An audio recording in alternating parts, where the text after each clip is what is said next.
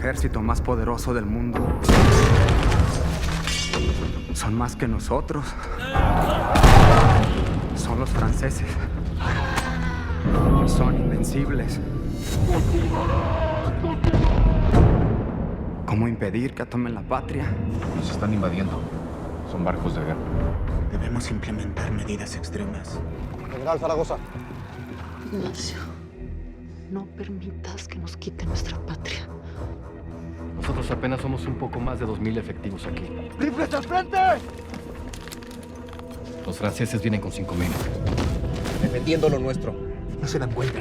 Es el camino de la guerra. Marcharemos sobre México. ¡Viva México! ¡Viva!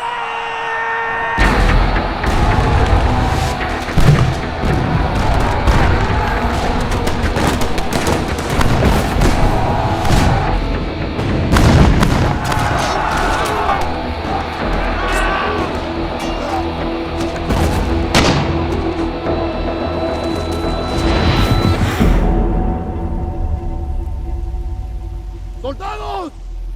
¡Vamos a enseñarles a estos cabrones de qué estamos hechos los mexicanos!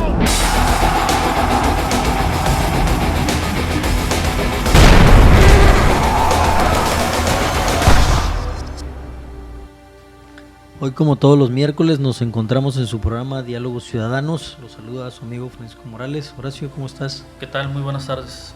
Por poco y me mandas a mano. Paco, ¿cómo estás? ¿Cómo te muy va? bien, también. Buenas tardes, pues bienvenidos, como siempre. El día de hoy vamos a hablar sobre dos acontecimientos, no el mismo año, pero sí paralelos, y que de hecho uno tiene que ver con la conmemoración del otro, ¿no? Estamos hablando de la Batalla de Puebla de 1862 y estamos hablando de la fundación del Liceo Civil Rosales de 1873, hoy Universidad Autónoma de Sinaloa. Estas dos fechas, no es casualidad que se fundara el día 5 de mayo, ¿verdad? El Liceo Civil Rosales en Mazatlán, Eustaquio Buelna, que también Monjaraz es Buelna. Eustaquio Buelna lo funda en el marco de los festejos liberales, en el marco de los festejos republicanos, y bueno, es todo un acontecimiento porque conforma el sistema educativo del noroeste del país. Entonces el día de hoy hablaremos tanto de la Batalla de Puebla, lo que implicó por el general Zaragoza, ¿verdad? Este triunfo de las armas liberales frente al conservadurismo y la invasión. Y por otra parte, pues un aniversario más, el 144 aniversario de la fundación de la hoy Universidad Autónoma de Sinaloa. Algo que... Bueno, la universidad tiene una tradición de lucha, ¿no? De respeto a ideales. Este año se conmemoran 144 años desde su fundación y básicamente precisamente en el contexto en el que comentas, ¿no? Que se funda Liceo Rosales, ¿no? Que tendría varios cambios de nombre hasta obtener el nombre de Universidad Autónoma de Sinaloa. Pues vive varios procesos, entre ellos el proceso de la Revolución Mexicana, ¿no?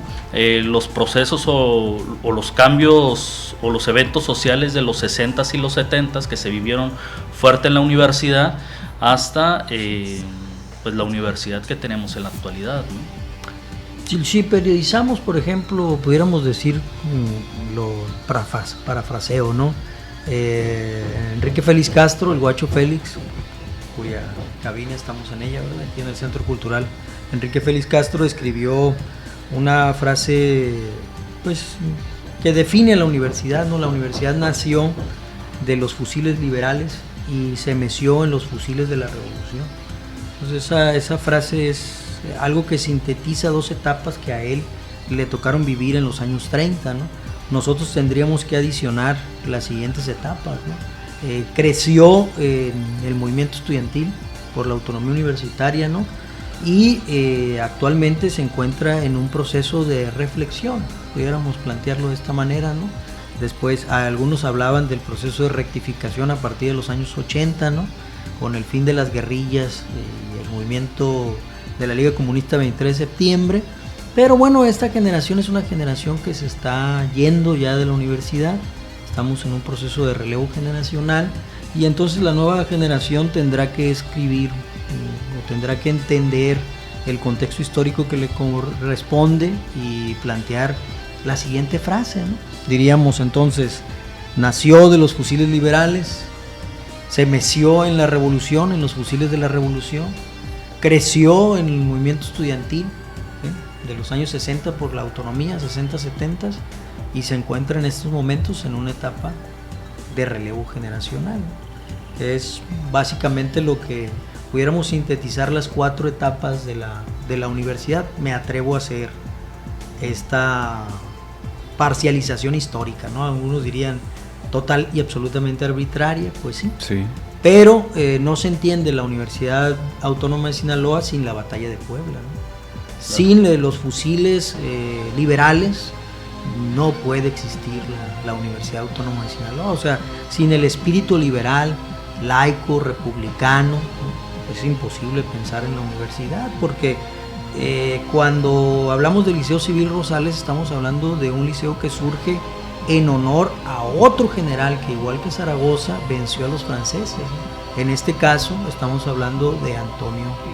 En la penúltima etapa que mencionaste o que se mencionó, pues del movimiento estudiantil, hasta ahí pudiéramos hacer una especie de retroceso y crear las condiciones para que se reviva la participación del estudiante en el desarrollo tanto de la universidad, o sea, a causa del relevo generacional, como su participación en la sociedad, pues porque es lo que está haciendo falta aparentemente ahorita. Pues los muchachos están siguiendo ciegamente unas líneas sin reflexión.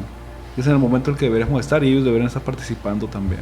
Bueno, creo que en todo caso hay una frase de Mario Benedetti en una novela que se llama Primavera con una esquina rota, donde él habla de la reflexión del exilio y el regreso, ¿no?, a Uruguay, bueno, que permitió que llegara uno de los presidentes más importantes de las últimas décadas, ¿no?, de finales y principios, de principios del siglo XXI, que es Mujica, que yo creo que es un presidente que deja un legado, ¿no?, para la República y para los republicanos y liberales de toda América Latina, que plantea de una forma sencilla en esta frase cómo se recupera la memoria.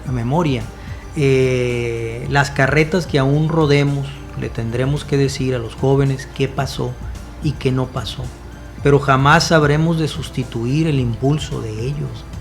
O sea, no se puede vivir por la joven generación, no, claro, eso sí, hay que plantearlo claro, ¿no? La otra cuestión es no temer al movimiento estudiantil.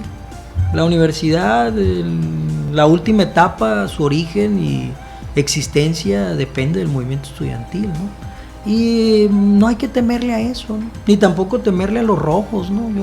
Ni a los lilas ni a los azules. La universidad, en todo caso, es la universalidad de las ideas, ¿no? Se insiste mucho en esto, pero hay un debate ahí histórico, ¿no?, con Lombardo Toledano sobre el proyecto de la universidad en el marco del cardenismo, ¿no?, cuando se dictó que Cárdenas, que la educación en México era socialista, y entonces el rector en turno debate con Lombardo Toledano y le dice: la universidad, en este caso la nacional, ¿no?, es un espacio en donde deben de caber todas las ideologías.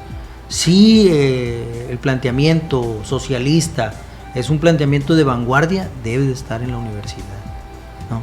Y aún en la decadencia debe estar en la universidad, pero también se le debe permitir a otros planteamientos que estén aquí en la institución, claro, no suplantando las funciones de la misma, ¿no? O sea, no suplantando que las 3 funciones básicas, ¿no?, que es la docencia, la investigación y la extensión de la cultura, ¿no? Entonces son funciones sustanciales y básicas de la universidad. Ahora, cuando surge la nuestra, la Universidad Autónoma de Sinaloa, como colegio o como liceo, porque primero era un liceo civil en Rosales.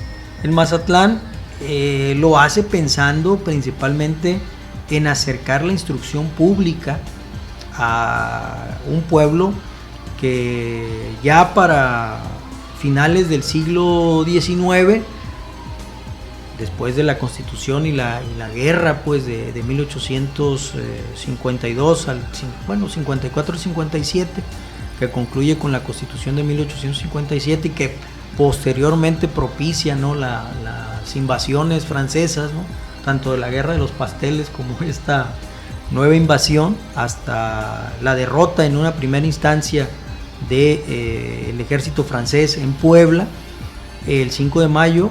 Hay que decir que después de esto fue derrotado el ejército mexicano, sí. Se impone a Maximiliano como emperador de México. Napoleón III, sobrino de Napoleón, respalda con el ejército francés la invasión, y México en una guerra de guerrillas, de resistencia, y en el marco de una situación muy difícil para el país, sin recursos, huyendo por todo el territorio nacional. Benito Juárez, que ya lo hemos venido comentando por acá, va generando las condiciones para, primero, que muy importante, ¿no?, que el Tigre del Álica en Nayarit se separara del ejército francés, por ejemplo, y declarara la neutralidad, y a partir de ahí comienza todo un proceso de triunfo por parte del gobierno de Benito Juárez. O sea, logra neutralizar a las comunidades indígenas que se sumaran al ejército francés, porque había ofrecimientos de parte de los franceses, no solamente para el reconocimiento de las comunidades indígenas, ¿no?, y de los bienes eclesiásticos, sino también para el reconocimiento territorial de esas comunidades, ¿no? Algo que el liberalismo, hay que decirlo, ¿no?, al buscar la unificación de un proyecto de nación, que ahí es donde tenemos que encontrar los proyectos universitarios que surgieron con el juarismo, ¿no?, la unificación, la unidad del proyecto de nación a partir de ideales que se acercaran pues a principios universales, ¿no? La Revolución Francesa impactó definitivamente en México, la independencia de Estados Unidos impactó en México. Hay una síntesis ahí interesante que dice: México tuvo una independencia tardía y una revolución temprana, ¿no?, muy temprana. Estados Unidos vivió esa revolución hasta los años 60 con el movimiento de derechos civiles. Sí. O sea, esta lucha pues social, ¿no? Ahora, ¿qué síntesis tenemos nosotros? Pues claro que el movimiento anticolonial, desde mi punto de vista de los años 60, influyó en México. La Revolución Cubana influyó en México, ¿no?, e influyó en la juventud, eclipsó de una manera muy importante. Pero bueno, el movimiento zapatista también eclipsó el movimiento estudiantil de los años 90, por ejemplo, ¿no? O sea, en el sentido de impulsar, ¿no? Porque cuando hablamos de eclipsar en la agricultura decimos que no maduran las cosas, ¿no? Pero no, aquí lo que estamos hablando es de que impactó, ¿no? Impactó, impulsó, generó una serie de debates. Y bueno, también Chávez, ¿no? Hugo Chávez definitivamente planteó, ¿no?, una postura crítica, nacionalista a toda América Latina. Entonces, esta condición no hubiese sido posible si México no triunfa el 5 de mayo. O sea, la trascendencia del 5 de mayo es el fin de las monarquías en América Latina. Propició la doctrina Monroe, que después se pasó de tueste, ¿no? O no sé cómo lo vemos. Era clara. América para los americanos. Sí, porque en el contexto previo, ¿no?, a la batalla del 5 de mayo del 62, pues tenemos la invasión norteamericana, ¿no?, en el 53, tenemos la promulgación de la Constitución del 57, estábamos deshaciendo del traidor máximo de la patria, solamente opacado por Carlos Salinas de Gortari. Bueno, ¿no? Porfirio Díaz lo opacó y luego Salinas lo rebasó a los dos. Sí. Oye, Antonio pero ahora López de da- Santa Ana. ahora dicta- ¿no? O sea, Sí, ahí va. hemos estado caracterizados, ¿no? Por tener este tipo de personajes. Entonces, en el 62, México estaba en quiebra. No tenía para pagar los préstamos de las guerras previas. Estábamos en una república pues inmadura, ¿no? Es decir, estábamos hablando de 4 o 5 décadas de república, lo cual es muy poco, y decir que éramos república, pues en realidad hasta el 57 se sientan las bases de lo que sería la nueva república, ¿no? Entonces en Londres, con la Convención de Londres, pues se reúnen Inglaterra, España y Francia y deciden que van a venir a cobrar, ¿no? Pues que el gobierno mexicano se había declarado en quiebra, lo cual era cierto, no había ni un 5. Llegan por Veracruz, Inglaterra y España negocian, ¿no? Y deciden regresarse. Francia no, porque Francia traía sus intereses muy particulares de instalar de nuevo la monarquía, ¿no? Traer el imperio nuevamente a estas tierras, ¿no? Y teniendo el contubernio de algunos conservadores, ¿no? Como Almonte, pues toman fuerza y es cuando se mueven, ¿no? hacia Puebla, que ciertamente un año después, en el 53, se terminaría perdiendo esa batalla, pero porque Francia mandaría más soldados y además el ejército de los conservadores se sumaría, ¿no? Pero esa batalla es muy importante porque los franceses venían sumamente arrogantes. Ellos decían que con un puñado de soldados, Con 6,000 soldados, ¿no?, podían conquistar todo México. ¿Por qué? Porque eran mejores, eran mejor raza, tenían mejor adiestramiento, eran más disciplinados, ¿no? Y Los olían mexicanos mejor, ¿no? Estaban feos, ¿No? estaban feos y chaparros. Entonces Ignacio Zaragoza, que comanda este ejército, Que era tejano, por cierto. que era de un pueblo en Texas, ¿no? Que por cierto en Texas, Cuando sí, todavía era cuando México, nació en nació, Texas. sí, cuando nació, sí. Entonces, que de hecho en Texas se conmemora la batalla de Puebla, ¿no? La festejan, ¿no? Por Ignacio Zaragoza. Entonces, Ignacio Zaragoza tenía muy buenos generales a su mando, uno de ellos el ilustre, ¿no? General don Porfirio Díaz, ¿no? Que entonces era Porfirio, ¿no? Entonces era Porfirio. No le hacía tanto de emoción. No, de hecho, el general que realmente... Hizo amistades con algún francés. Sí, yo creo que sí. Ahí empezó. El general que en realidad fue quien combatió a los franceses, pues fue Manuel Negrete, ¿no? Porfirio Díaz era de los que apoyaba, ¿no? Llevaba las aguas y...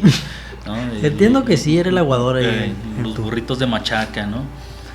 Entonces, bueno, el año siguiente pues es donde iniciaría, ¿no?, la República Errante de Benito Juárez.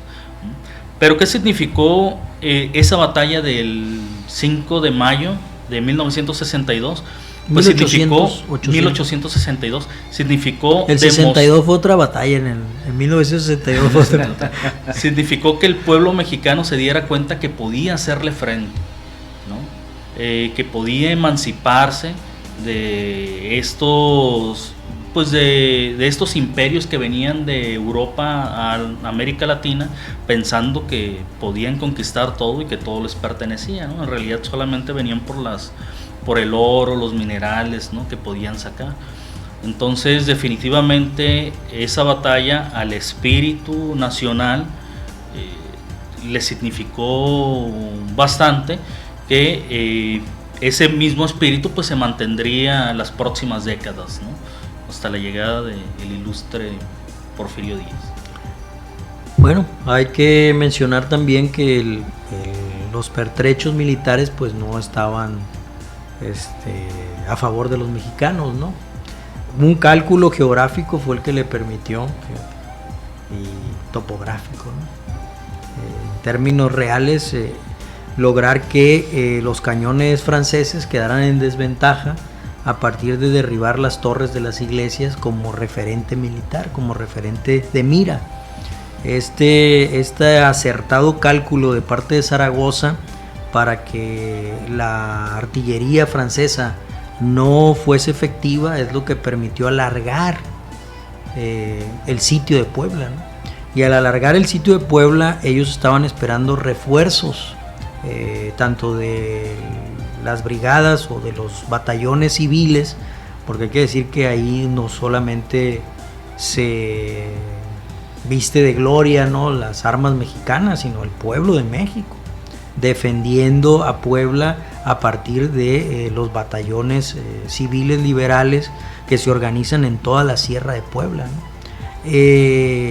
Y de otros estados, no nada más combaten poblanos, porque de repente los poblanos se apropian, ¿no?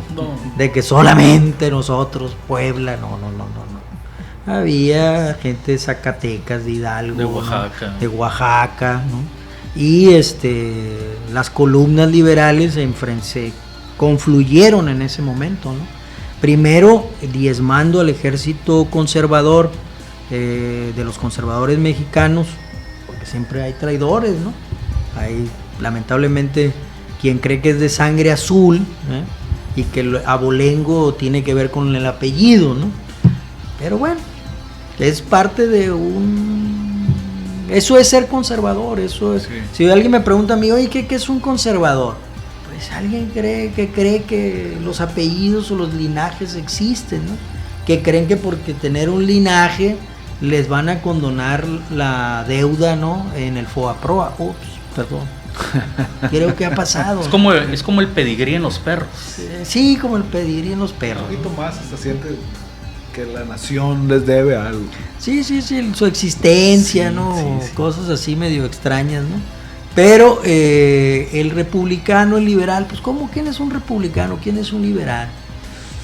Pues hay que leer al Marqués de Sade, ¿no?, de Cameron, ¿no? Hay que leer a ya es un liberal extremo, ¿no? Sí.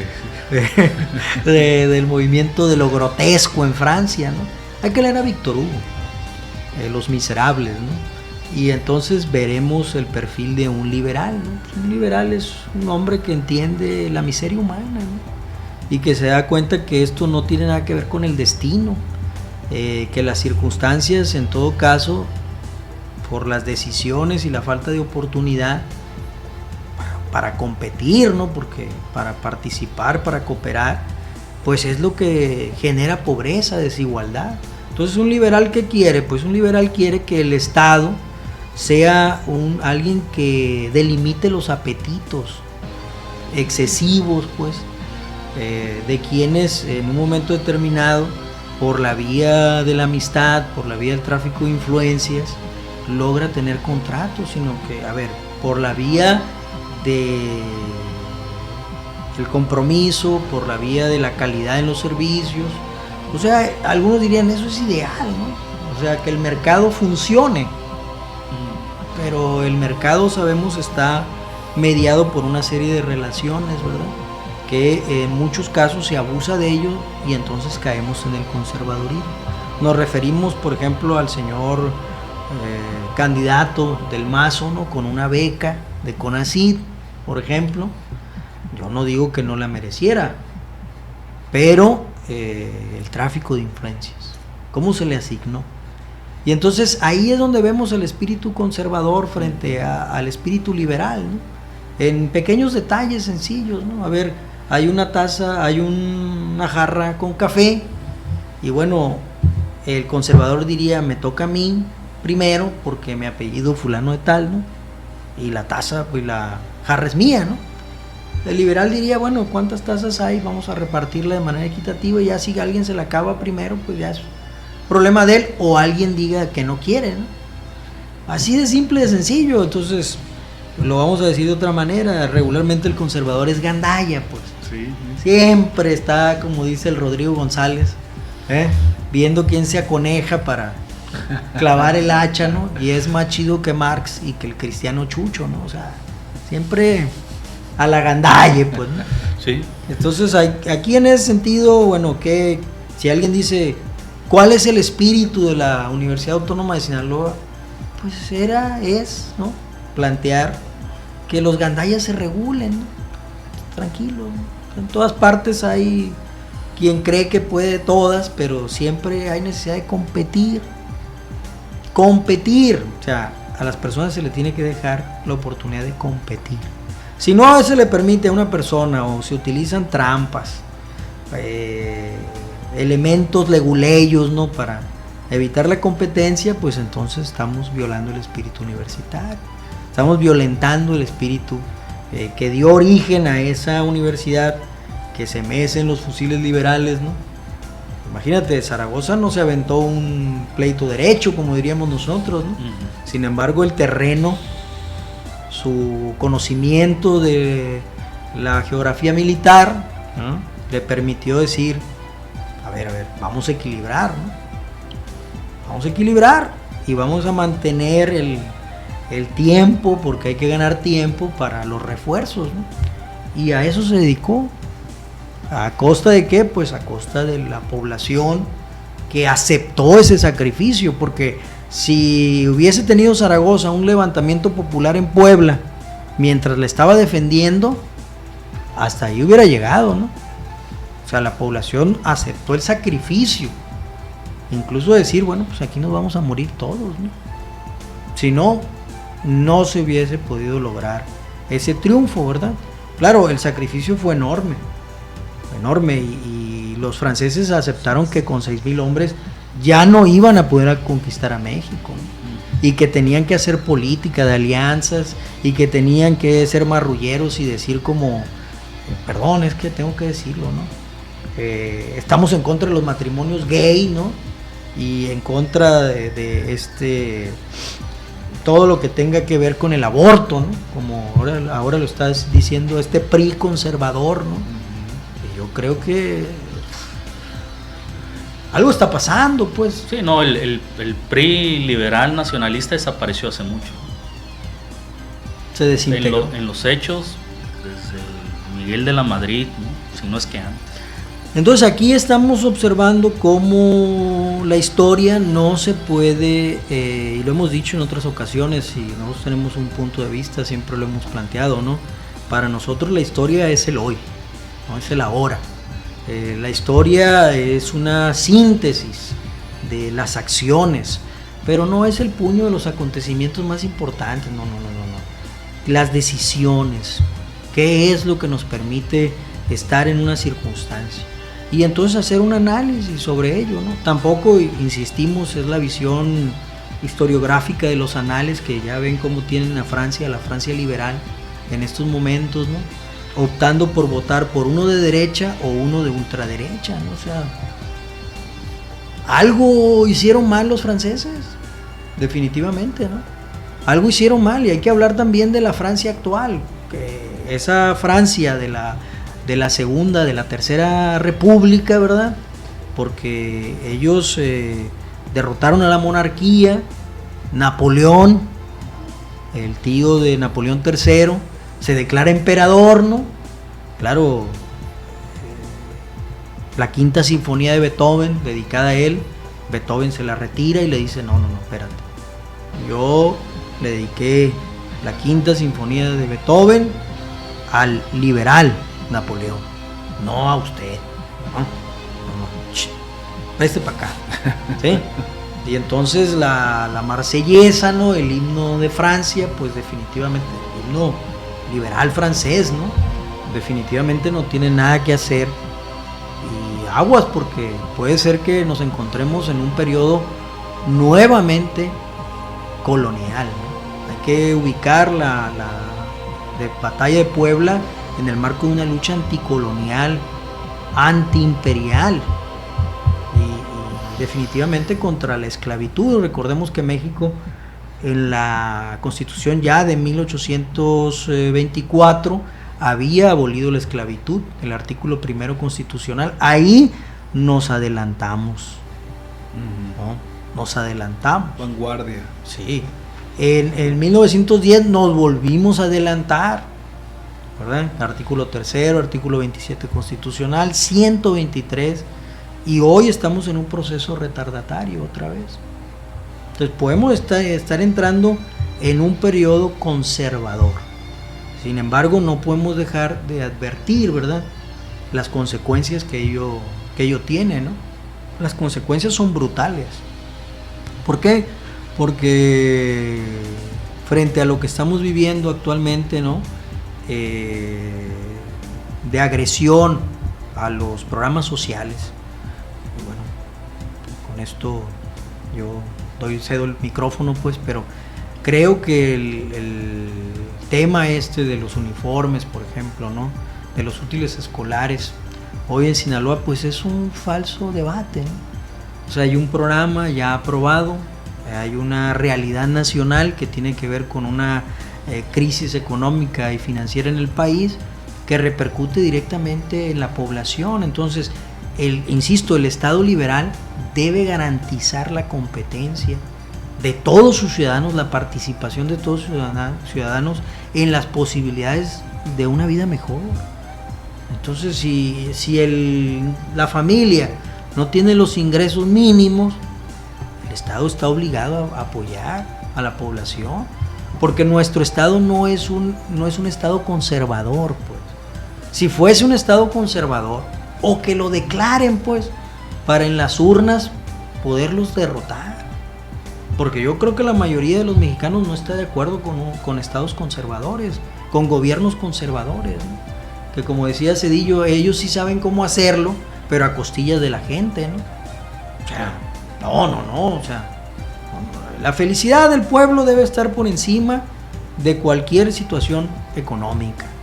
Y la felicidad del pueblo es la posibilidad de que todos tengan las condiciones mínimas para participar de la felicidad general.